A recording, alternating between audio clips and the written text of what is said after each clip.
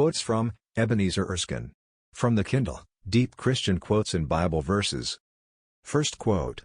The man sees so much sin and guilt, so much emptiness, poverty, and vileness about himself, that, with holy Job, he cries out, Behold, I am vile, what shall I answer thee?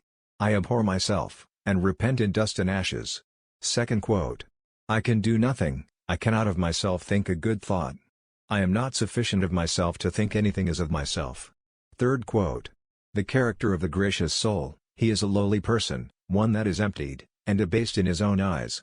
He sees nothing in himself, either to recommend him to God or man, on which account he is sometimes called poor in spirit. Fourth quote. The humble and lowly believer is content to be nothing, that Christ may be all in all to him. Content to be a fool, that Christ may be his only wisdom. Content to be as he really is in himself, a guilty condemned criminal, that Christ may be his only righteousness. Content to be stripped of his filthy rags, that he may be clothed with a borrowed robe. Fifth quote. When God gives the grace of humiliation, it is a sign that he intends more grace or that soul. 1 Peter 5 verse 5. He giveth grace to the humble. Sixth quote. God's eyes are upon the humble. Indeed, the eye of his omniscience beholds all the children of men.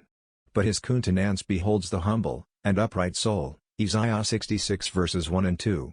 Seventh quote.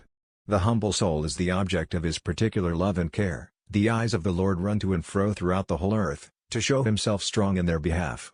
Eighth quote. Not only God's eye, but his ear is toward the lowly soul. Psalm 10:17.